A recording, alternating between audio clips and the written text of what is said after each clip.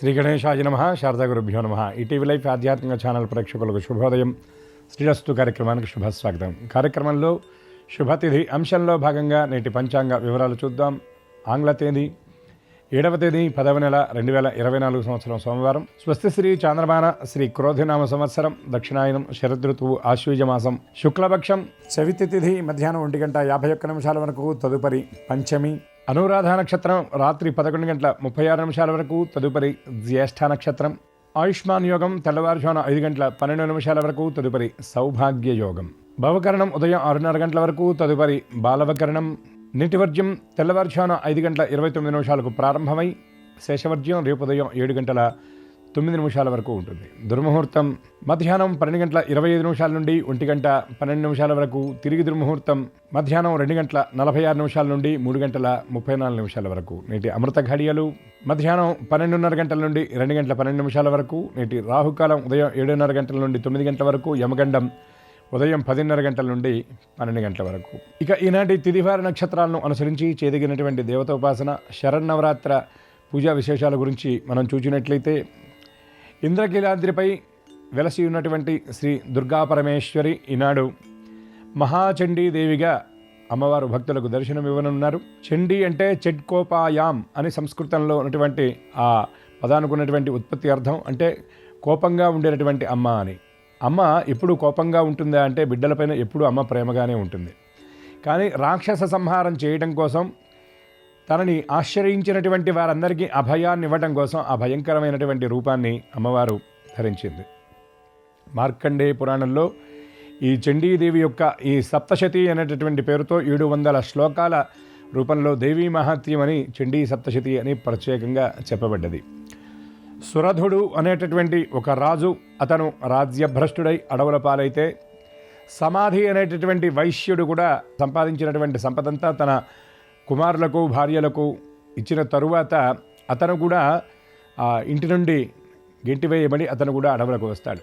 అటువంటి ఆ రాజు, వైశ్యుడు ఇద్దరూ కలిసి, వారిద్దరూ సుమేధుడు అనేటటువంటి మహాముని దగ్గరికి వెళ్ళి వారి యొక్క వృత్తాంతాన్నంతా, వారి కష్టాల గురించి తెలియజేస్తే, ఆ సుమేధుడు వారిద్దరికీ కూడా దేవీ మహాత్మ్యం అని ఆ సప్తశతి 700 శ్లోకాలలో చక్కగా అమ్మవారి మహాత్యాన్నంతా కూడా తెలియజేస్తాడు. అమ్మవారు ఏ ఏ రూపాలలో, ఏ ఏ అవతారాలలో రాక్షస సంహారం ఎలా చేశారో, ఏ ఏ రాక్షసుల్ని ఎలా సంహరించారు అనేటటువంటి విషయం మొత్తం కూడా ఈ దేవీ మహాత్యంలో చెప్పబడుతుంది. అక్కడే అమ్మవారు చండీ పరదేవతగా ఆ స్వరూపాన్ని కూడా సప్తశతిలో వర్ణించడం వల్ల, అమ్మవారి యొక్క ఆ మహాత్యాన్ని వినడం వల్ల, ఈ సురధుడు అనేటటువంటి రాజు అమ్మవారి యొక్క అనుగ్రహం వల్ల తర్వాతి ఆ జన్మలో తను మనువుగా, అంటే మన్వంతరానికి అధిపతిగా, మన్వంతరానికి అధిపతిగా స్వారోచిష మనువుగా జన్మిస్తాడు. అంటే అమ్మవారి మాహత్యం ఎంత గొప్పది అనడానికి ఇది ఒక ఉదాహరణ. త్వయా వినా జగత్సర్వం మృతతుల్యంచ నిష్ఫలం అని ఇంద్రుడు అమ్మవారిని స్తోత్రం చేసినట్లుగా, అమ్మవారే లేకపోతే, శక్తే లేకపోతే ఈ లోకంలో ఏదీ ఉండదు అని చెప్పనని మనందరికీ తెలిసినటువంటి విషయమే ఇది. కాబట్టి ఈనాడు అమ్మవారిని మహాచండిగా ఆరాధించడం, చండీదేవత యొక్క దర్శనం చేయడం, ఈ దేవి శరన్నవరాత్రి ఉత్సవాలలో అమ్మవారికి సంబంధించినటువంటి ఏదైనా ఒక స్తోత్రం పారాయణ చేసినట్లయితే, స్తోత్రం కశ్య నతుష్టయే అనే శాస్త్రవచనం కాబట్టి హితోధికంగా అమ్మవారికి స్తోత్ర పారాయణ చేయటం. విధి విధాన పురస్సరంగా ఉత్సవాదులు ఆచరించలేనటువంటి వారు కనీసం అమ్మవారి చిత్రపటానికి కానీ లేదా కలశస్థాపన చేసి కొద్దిపాటి కుంకుమతో అయినా అర్చన చేసినట్లయితే జగదంబ శ్రీమాత సమస్త సౌభాగ్యాలను అందరికీ అందజేస్తుంది. ఇక నవదుర్గా సంప్రదాయంలో అర్చన చేసేటటువంటి వారు ఈనాడు అమ్మవారిని స్కందమాతగా అర్చన చేస్తారు. స్కందుడు అనగా సుబ్రహ్మణ్యస్వామి యొక్క తల్లి అనగా మహాగౌరీదేవి. అంటే సత్సంతాన సౌభాగ్యాలను ఇచ్చేటటువంటి తల్లిగా స్కందమాతగా అమ్మవారు దర్శనమిస్తుంది. ఈ స్కందమాత రూపంలో ఉన్నటువంటి ఆ జగదీశ్వరిని, పరమేశ్వరిని ఆరాధన చేసినటువంటి వారికి సంతానానికి సంబంధించినటువంటి దోషాలన్నీ కూడా తొలగిపోతాయి. ఎవరైతే చిన్నపిల్లలు ఉన్నారో ఆ పిల్లలకు సంబంధించినటువంటి బాలారిష్ట గండదోషాదులన్నీ కూడా ఈ అమ్మవారి అర్చన వల్ల నివృత్తవుతాయి. అకాల మృత్యు గండదోషాలు ఇవన్నీ కూడా తొలగిపోతాయి. అమ్మవారి యొక్క అనుగ్రహం వల్ల అమ్మవారిని ఆరాధిస్తే సత్సంతాన సౌభాగ్య సిద్ధి కలుగుతుంది, వంశవృద్ధి కలుగుతుంది అని శాస్త్రవచనం కనుక ఈ స్కందమాతాదేవిని స్తోత్రం చేయటం, స్కందమాతాదేవిని అర్చించడం కూడా సమస్త మంగళప్రదమని తెలియజేస్తూ చండీ పరదేవత యొక్క దివ్యకృప, స్కందమాత యొక్క అనుగ్రహం ప్రేక్షకులందరిపై ఉండాలని ఆశిస్తూ శ్రీమాత నామస్మరణ పురస్సరంగా స్వస్తి.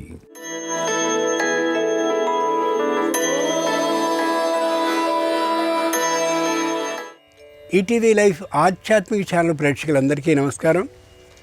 శ్రీరస్తు కార్యక్రమంలో గ్రహయోగం అంశానికి స్వాగతం. ప్రస్తుతం శరన్నవరాత్రోత్సవాలు వైభవంగా కొనసాగుతున్నాయి. ఆ నేపథ్యంలో శుద్ధ సాత్విక అవతారాల్లో అమ్మవారు మహాచండీ రూపంలోను, నవదుర్గా అవతారాల్లో అమ్మవారు ఐదవదైనటువంటి స్కందమాత రూపంలోనూ దర్శనమిస్తున్నారు. శ్రీరస్తు కార్యక్రమంలో ఈ గ్రహయోగం అంశంలో ద్వాదశ రాశుల వారికి కలగబోయే శుభ అశుభ ఫలితాల్ని, అవసరమైన సందర్భాల్లో ప్రత్యామ్నాయ మార్గాల్ని తెలుసుకుంటారు. అంతేకాక ఏ రాశి వారికి ఏ దిక్ప్రయాణం అనుకూలిస్తుందో, ఏ రాశివారు ఏ విధమైనటువంటి పరిహార మార్గాలని పాటించినట్టయితే మహాచండీ అనుగ్రహం సంపూర్ణంగా లభించబోతుందో ఆ విశేషాల్ని, ఏ రంగు వస్త్రాలని ధరించినట్లయితే అమ్మవారి సంపూర్ణమైన అనుగ్రహం లభించబోతుందో, దాంతోపాటు ఏ సంఖ్య ఏ రాశి వారికి అదృష్ట సంఖ్యగా పరిణమించబోతుందో ఈ అన్ని విశేషాలని క్రమంగా తెలుసుకుంటారు. ముందుగా నేటి పంచాంగం. ఈరోజు శుద్ధ చతుర్థి ఉదయం 5:01 వరకు, తదుపరి పంచమి. ఈరోజు సోమవారం, నక్షత్రం అనురాధ. ఇక నేటి గ్రహస్థితిని పరిశీలించి చూస్తే వృషభంలో గురుడు, మిథునంలో కుజుడు, కన్యలో రవి బుధ కేతువులు, తులలో శుక్రుడు, ఆ మీది అయినటువంటి వృశ్చికంలో చంద్రుడు, కుంభంలో వక్రీకరించిన శని, మీనంలో రాహువు ఉన్నారు. ఈ గ్రహస్థితి ఆధారంగా ద్వాదశ రాశుల వారికి కలగబోయే శుభ అశుభ ఫలితాలని, అవసరమైన సందర్భాల్లో ప్రత్యామ్నాయ మార్గాల్ని క్రమంగా తెలుసుకుంటారు. ముందుగా మేషరాశి.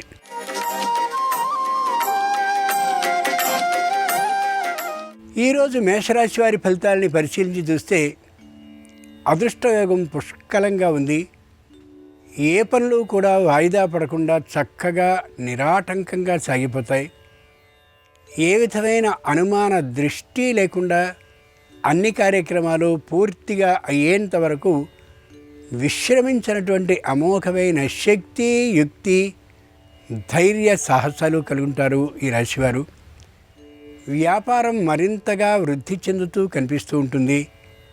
వృత్తిపరమైనటువంటి నైపుణ్యాన్ని చూపించుకోగలుగుతారు. అనారోగ్యం ఏమాత్రమూ కుటుంబంలో లేనిటువంటి కారణంగా చెప్పలేనంతటి ఉత్సాహంతో ఉంటారు. ఈరోజు మేషరాశి వారు మహాచండీ అనుగ్రహం కోసం ఆ తల్లిని గంధజలంతో అభిషేకించినట్లయితే వ్యాపారంలో తప్పక లాభం కలుగుతుంది. తూర్పు దిక్ ప్రయాణం అనుకూలం. కలిసొచ్చే రంగు తెలుపు. అదృష్ట సంఖ్య 2.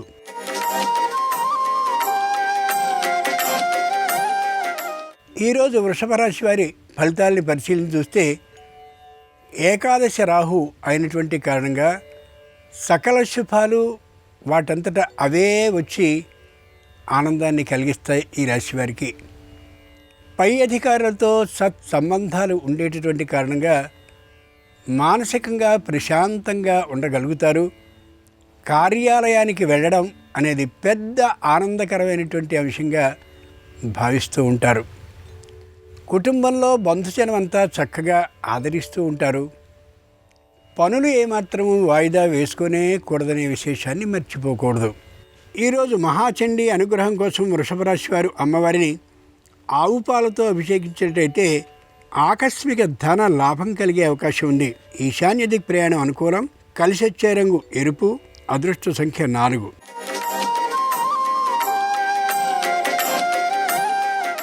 ఈరోజు మిథున రాశి వారి ఫలితాలని పరిశీలించి చూస్తే సంపూర్ణమైన మనోబలం వీరుకుంది.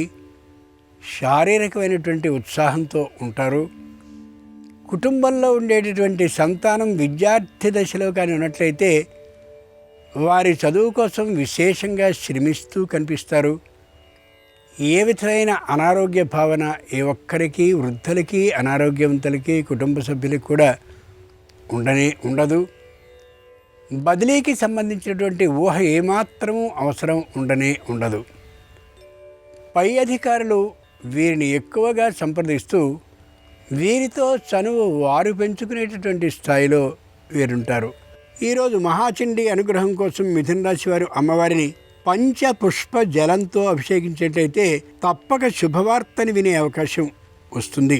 దక్షిణ దిక్ ప్రయాణం అనుకూలం. కలిసొచ్చే రంగు పసుపు.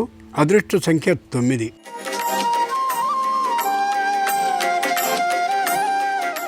ఈరోజు కర్కాటక రాశి వారి ఫలితాలని పరిశీలించి చూస్తే పూర్తి ధైర్యంతో ఉంటారు. ఏ పనైనా సాధించగలమనేటటువంటి ఆత్మవిశ్వాసంతో ఉంటారు. అందరూ సహకరించేటటువంటి తీరు గోచరిస్తూ ఉంటుంది. ప్రతి పని అయ్యేంత వరకు విశ్రమించేటటువంటి లక్షణమే లేకుండా ఉంటారు. అయితే కార్య సాధన తప్పక జరిపించుకోవాలనేటటువంటి ఆలోచనలో సకాలంలో నిద్ర భోజనాల్ని మాత్రం చేయలేకపోవచ్చు. తద్వారా అనారోగ్య భావన కలిగే అవకాశం ఉంది. జాగ్రత్త చేసుకోవడం అవసరం. దూరభార ప్రయాణాల్ని ఖచ్చితంగా విడుచుకుంటారు. నష్టం దానివల్ల ఏమాత్రం కలగదు. ఈరోజు మహాచండీ అనుగ్రహం కోసం కర్కాటక రాశి వారు అమ్మవారిని పంచఫల రసాలతో అభిషేకించినట్లయితే విదేశీయాన అవకాశం వస్తుంది. నివృత్తి దిక్ ప్రయాణం అనుకూలం. కలిసొచ్చే రంగు నలుపు. అదృష్ట సంఖ్య 6.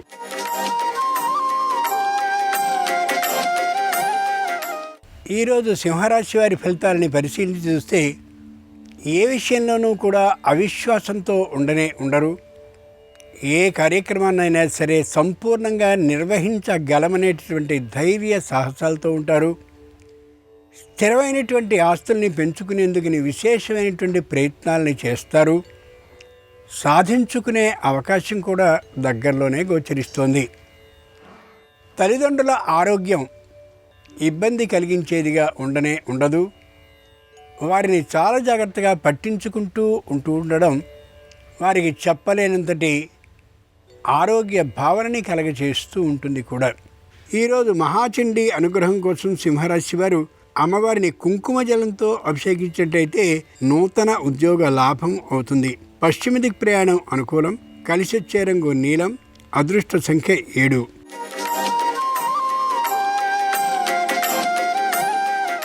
ఈరోజు కన్యారాశి వారి ఫలితాలను పరిశీలన చూస్తే ప్రతి విషయంలోనూ సందేహాస్పదమైనటువంటి బుద్ధితో ఉంటారు. ఏం జరుగుతుందో అనేటటువంటి మానసికమైన భీతితో గోచరిస్తారు. అలాంటి పరిస్థితులు ఏమాత్రమూ లేవు. ధైర్యంగా ఉండొచ్చు. సాహసోపేతమైనటువంటి నిర్ణయాన్ని తీసుకోవడం వల్ల ఇబ్బంది ఏమాత్రమూ కలగదు. పై అధికారుల అండ దండలు స్పష్టంగా ఉంటాయి. తోటి ఉద్యోగులు కూడా తగినంతటి గౌరవాన్ని ఇస్తూనే ఉంటారు. వ్యాపారం పెద్ద అనుకూలంగా ఉండకపోవచ్చు, కానీ వృత్తిపరమైనటువంటి నైపుణ్యం చెప్పుకోదగ్గదిగా గోచరిస్తూ ఉంటుంది. ఈరోజు మహాచండీ అనుగ్రహం కోసం కన్యారాశి వారు అమ్మవారిని పసుపు జలంతో అభిషేకించినట్లయితే ఉద్యోగంలో భద్రత లభిస్తుంది. వాయవ్య దిక్ ప్రయాణం అనుకూలం. కలిసొచ్చే రంగు ఆకుపచ్చన. అదృష్ట సంఖ్య 8.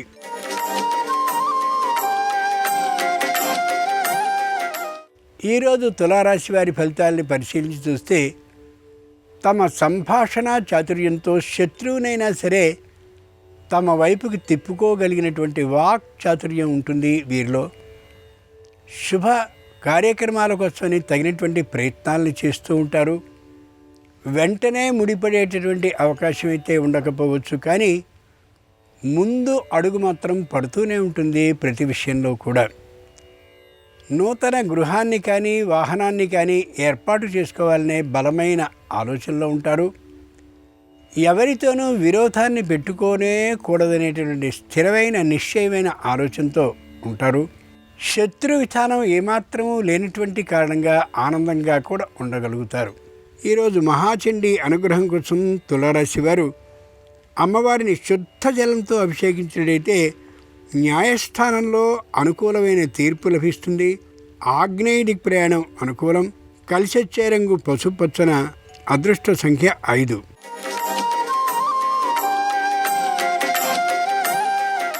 ఈరోజు వృశ్చిక రాశి వారి ఫలితాలను పరిశీలించి చూస్తే ఉద్యోగంలో తీవ్రంగా శ్రమిస్తూ కనిపిస్తారు. వ్యాపారంలో కూడా క్షణం తీరుబడి లేకుండా సంపాదన మీదే దృష్టితో ఉంటారు. శారీరకమైనటువంటి ఆరోగ్యం ఒక మాదిరిగా ఉంటుంది. అయినా పనిని ఆపివేసేంతటి కష్టం కలిగించేదిగా మాత్రం అనారోగ్యం ఉండదు. ప్రయాణాన్ని చేసేటటువంటి సందర్భంలో, చేయవలసిన సందర్భంలో వాహనాన్ని తాము స్వయంగా నడపడం ఏమాత్రమూ సరికాదు. వాహనం యొక్క స్థితిగతిని, అలాగే నడిపేవాని యొక్క ఆరోగ్యాన్ని పరిశీలించుకుని మాత్రమే ప్రయాణించడం ముఖ్యం. ఈరోజు మహాచండీ అనుగ్రహం కోసం వృశ్చిక రాశి వారు అమ్మవారిని ఇక్షురసం అంటే చెరకు రసంతో అభిషేకించినట్లయితే నూతన గృహ లాభం అవుతుంది. ఆగ్నేయ దిక్ ప్రయాణం అనుకూలం. కలిసొచ్చే రంగు ఎరుపు. అదృష్ట సంఖ్య 4.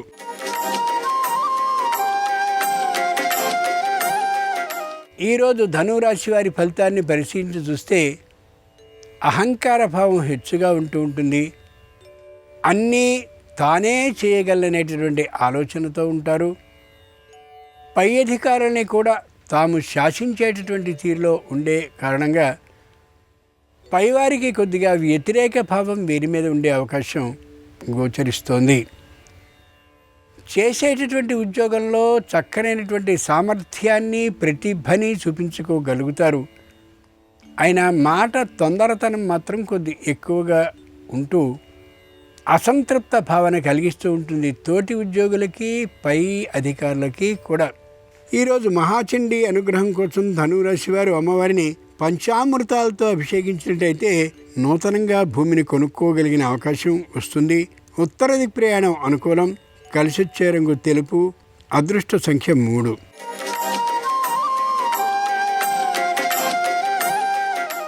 ఈరోజు మకర రాశి వారి ఫలితాలని పరిశీలించి చూస్తే ప్రతిదీ ప్రణాళికాబద్ధంగానే చేస్తారు. నూతనమైనటువంటి వ్యాపారాన్ని పెట్టాలనే ఆలోచన దిశగా అడుగులు వేస్తూ ఉంటారు. సంతానం నుండి సంపూర్ణమైనటువంటి సహకారం లభిస్తూ ఉండడం ఎంతో ఆశ్చర్యకరంగాను ఆనందకరంగాను ఉంటుంది. ఏ విధమైనటువంటి రుణము లేకుండా ఉన్నటువంటి కారణంగా తాము స్వయంగా తమ సొమ్ముని ఖర్చు పెట్టుకోగలిగినటువంటి ధైర్య ఉత్సాహాలతో ఉంటారు. వ్యాపారపరమైనటువంటి ఆదాయం మధ్యమంగా ఉన్నా ఆనందంగానే ఉండగలుగుతారు. 1-2 చోట్ల కొద్దిగా నష్టపోయినప్పటికీ కూడా మానసికమైనటువంటి భీతిని, అధైర్యాన్ని కలిగి ఉండరు.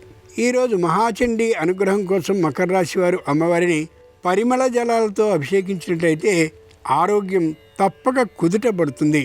తూర్పు దిక్ ప్రయాణం అనుకూలం. కలిసొచ్చే రంగు నలుపు. అదృష్ట సంఖ్య 8.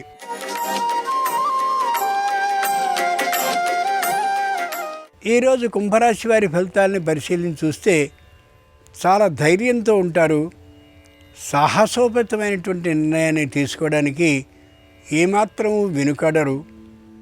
వచ్చినటువంటి ప్రతి వ్యక్తి యొక్క అంతరంగాన్ని కళ్ళతో పరిశీలించి తెలుసుకోగలిగినటువంటి నైపుణ్యంతో ఉంటారు.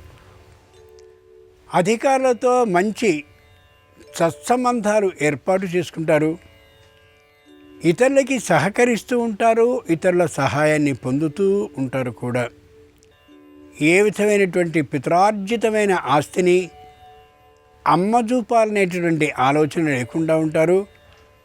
ఎంత ఒత్తిడి లభించినప్పటికీ కూడా స్థిరమైనటువంటి అభిప్రాయం మీదనే ఉంటూ ముందునాటికి కుటుంబానికి చాలా గొప్పవారు అనే పేరు తెచ్చుకునేంతటి స్థాయిలో తమ ప్రవర్తన కలిగి ఉంటారు. ఈరోజు మహాచండీ అనుగ్రహం కోసం కుంభరాశి వారు అమ్మవారిని తేనెతో కూడినటువంటి జలంతో అభిషేకించినట్టయితే ఎప్పటి నుండో ఉన్నటువంటి సమస్యలు పరిష్కరింపబడే అవకాశం ఉంది. ఉత్తర దిక్ ప్రయాణం అనుకూలం. కలిసొచ్చే రంగు నీలం. అదృష్ట సంఖ్య 1.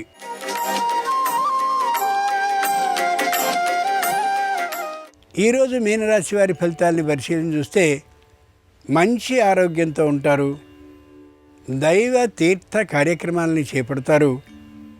చెప్పలేనంతటి ఆధ్యాత్మికమైనటువంటి భావన ఏర్పడుతూ ఉంటుంది. లౌకికంగా ఏ గురువుని కూడా స్వీకరించేటటువంటి ఆలోచనలో ఉండరు. పెద్దదైనటువంటి హిమాలయ పర్వతాన్ని ఢీక్కుంటున్నట్టుగా చాలా పై స్థాయిలో ఉన్నటువంటి అధికారులతో తమ వైపు ఉన్నటువంటి ధర్మాన్ని స్వయంగా చూపిస్తూ వాద వివాదాలని ఉత్తర ప్రత్యుత్తర ముఖంగా చేస్తూ ఉంటారు. చివరిదైనటువంటి గెలుపు వీరిదే అయినా ఎక్కువ సొమ్ము ఖర్చు అవుతూ ఉన్నా ఏమాత్రము వెనుకాడకుండా మంచి ధైర్యంతో పోరాడుతూ కనిపిస్తారు ఈ రాశివారు ఈ రోజున. ఈరోజు మహాచండీ అనుగ్రహం కోసం మీనరాశివారు అమ్మవారిని కొబ్బరి నీళ్లతో అభిషేకించినట్టయితే ఆగిపోయిన పనులన్నీ కూడా చక్కనైనటువంటి కదలికతో వేగంగా ముందుకు సాగుతాయి. ఈశాన్య దిక్ ప్రయాణం అనుకూలం. కలిసొచ్చే రంగు తెలుపు. అదృష్ట సంఖ్య 3. ఇవి ఈనాడు ద్వాదశ రాశుల వారికి కలగబోయే శుభ అశుభ ఫలితాలు. ఈరోజు మహాచండీ అవతారంలో దర్శనమిస్తున్నటువంటి అమ్మవారి, అలాగే స్కందమాత్ర రూపంలో కనిపిస్తున్నటువంటి అమ్మవారు, ఈ ఉభయ దేవేరుల సంపూర్ణ అనుగ్రహం సర్వరాశుల వారికి సాకల్యంగా కలగాలని ప్రార్థిస్తూ స్వస్తి.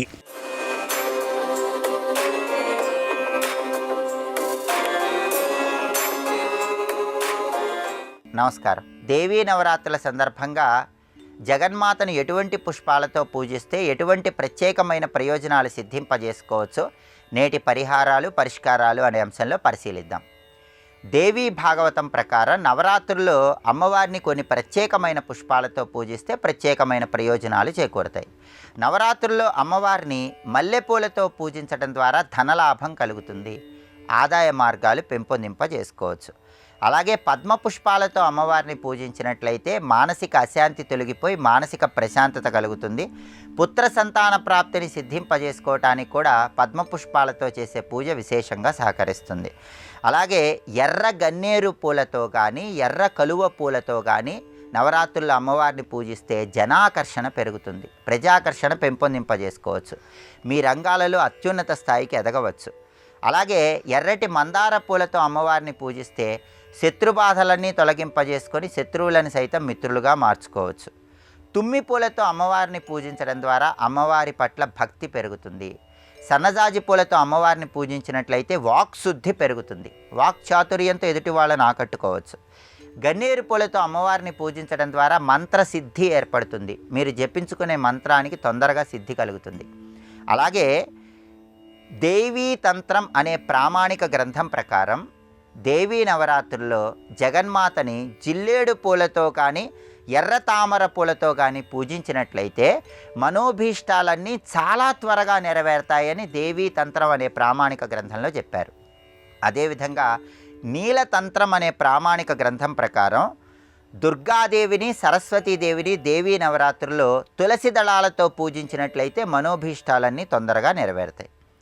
దేవీ పూజలో ఉమ్మెత్త పూలు నిషిద్ధం, ఉమ్మెత్త పూలు వినియోగించరాదు. అలాగే దుర్గాదేవిని గరికతో పూజించరాదు, చండీ అమ్మవారిని మల్లెపూలతో పూజించరాదు.